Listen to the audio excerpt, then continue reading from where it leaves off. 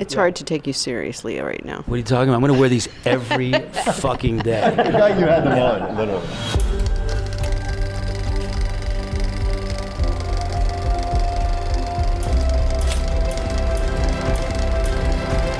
Welcome to Den of Geek Studio at San Diego Comic-Con. I'm Alec Bojalad, and I am here with the, let's say, triumphant and lively folks behind The Walking Dead Daryl Dixon Season 3 on AMC. Thanks so much for stopping by, everybody. I know you just had your panel. I was going to say, like, you must be tired, but you've made it so clear that you have never been less tired in your life. You are so wired. You guys announced that we have a fourth and final season for Walking Dead Daryl Dixon. Fourth final and supersized season. Fourth final supersized season, trademark, of Daryl Dixon Season 4. There you go. All five of you, since you're all equally invested in this project and have been involved with Walking Dead and Daryl Dixon for so long, like, how did you come to that decision as a team, as a group? What was the thinking? Why was now the time? I had nothing to do with it. I didn't either. They called me one day. But I will say, what David had said is, envisioning telling the whole European story. The French part of the show, the first two seasons, was always envisioned as sort of a 2-season story. And then starting this season, we have 3, and now the announcement of 4 is another 2-season story that takes us through Spain. And by the end of that, it kind of felt like the part of the Daryl and Carol story that is their European adventure would have a really good conclusion and open up whatever comes next. But that 4 seasons would be a very complete set, as it were. And also it's great because we have 7 episodes in season 3, 8 episodes in season 4, so 15 episodes total to tell that Spanish part of the story. And so we have lots of great stuff to do in those 2 seasons. You're lucky. Start living again. Let's keep doing that. Let's keep never giving up.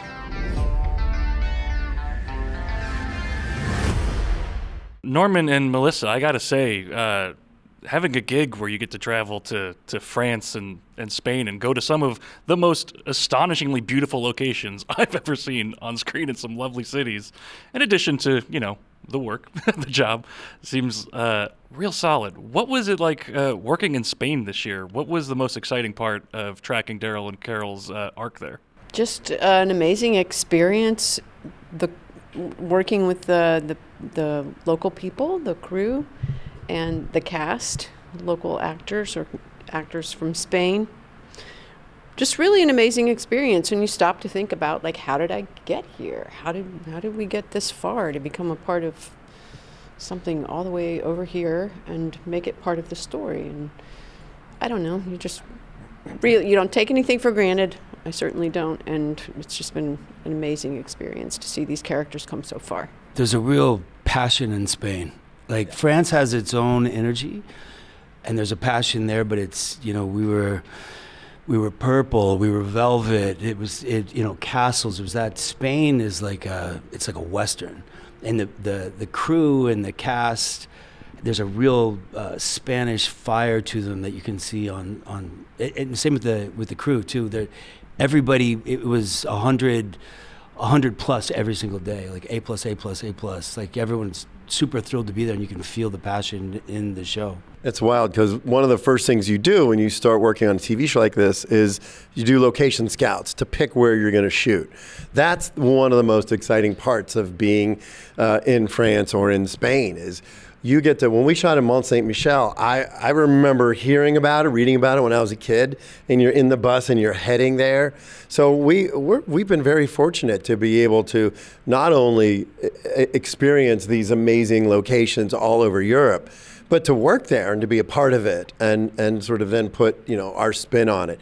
The location scouts are one of the most fun things about shooting a show in Europe. We tried really hard not to make an American show and plop it down in Europe and pretend we didn't try to fake the funk. We tried to incorporate the people and the culture, and in the storylines, there's authentic stories to each place. There's certain things in France that we said and we did that I didn't quite understand until a French person explained it to me, and the same in Spain. So, we didn't want everybody in France to have a beret on and a poodle and eat brie and And in Spain, we're authentic as well. So that was my biggest worry starting this thing. It's hard to take you seriously right now. What are you talking about? I'm going to wear these every fucking day. I forgot you had them on, literally. David, I'm going to keep hammering Spain because Lord knows I love España. What kind of, what like storytelling challenges and opportunities does that setting present to you as a showrunner?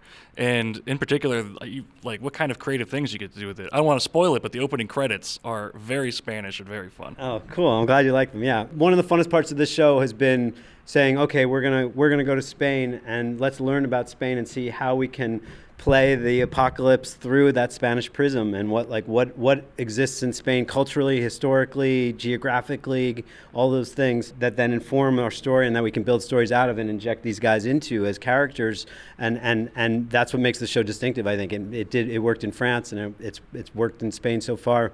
People haven't seen it yet, but they'll see season 3 and then season 4, and you know, so that's really where we start, is the baseline of like, what's cool about Spain, what's unique about Spain, what will make this show pop because of Spain, and then and utilizing those things. We have 2 Spanish writers who work on the show too to keep us real, sort of towards what Norm was saying. Like, we don't want to just be like the tourist show, like, oh, we did a show in Spain, but it's really just an American show, and they just put some Spanish backdrops behind it. So we try to really make that part of the characters and part of the story, and we think that elevates everything. Greg, I think one of the most fascinating parts of this franchise for me is that, like, this late in the game, we're still kind of finding very novel uses for the undead. And I think in Daryl Dixon alone, we've got the amped up zombies. I think in Dead City, they're used as fuel at times. It just, the utility of the undead has always been very fascinating to me.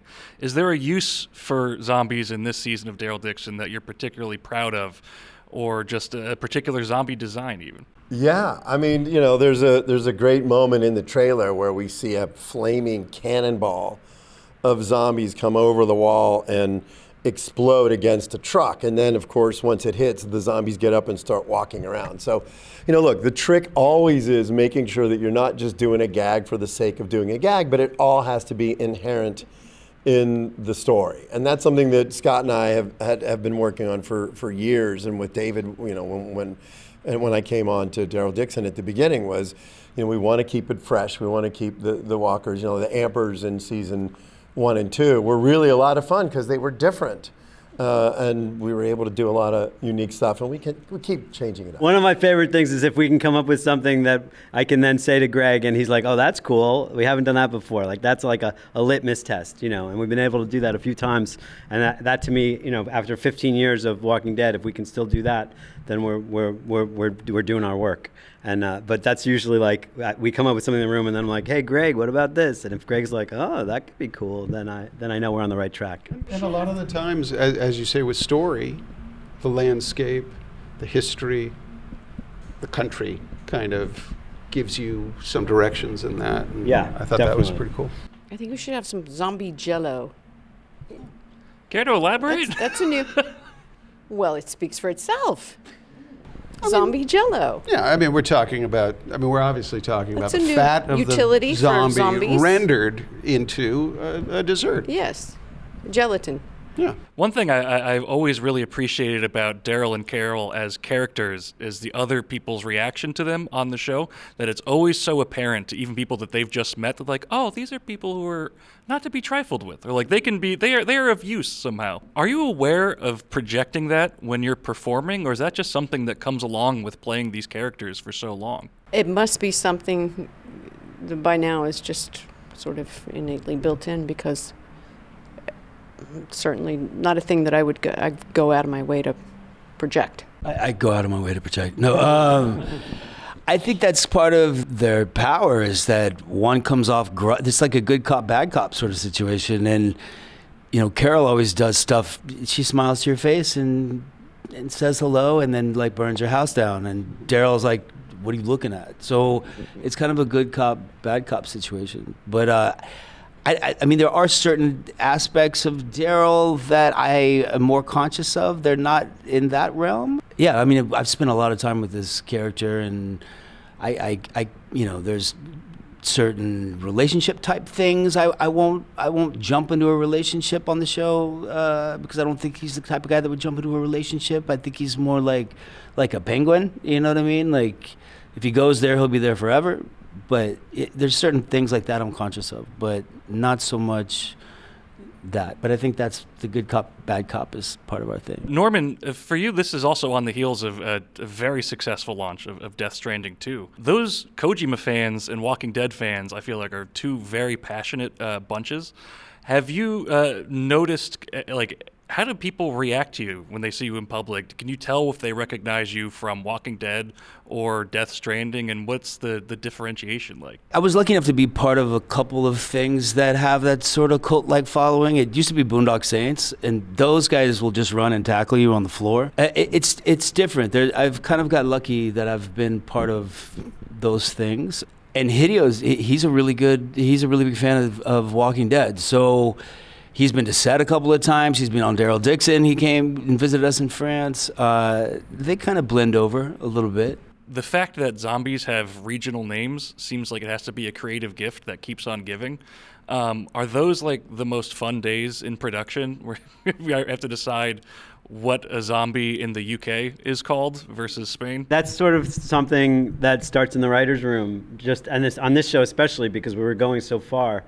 But even in the States, in the original, the different parts of the United States called walkers by different names. But it's a lot of fun to sort of figure out, like, oh, in northern Spain, what do they call them? And again, like I said before, like our Spanish, I made our Spanish writers make a list. We gave them a few ideas, and I was like, make a list of 10 cool names for walkers that you think would make sense in Spanish. And we've used actually 2 or 3 of them already for different parts. So it's a lot of fun to just build on that world that's already been so well established and sort of try to push the boundaries a little bit while staying true to the legacy of it. There's a cool name for walkers in episode 1 of season 3 that Stephen Merchant has a very nice speech where he sort of explains how that term was arrived at. It's kind of fun. And with that in mind, since we've accomplished everything we need to accomplish, we're done here. Thanks so much for stopping by, everybody. Thank you. Thank you. Season 3.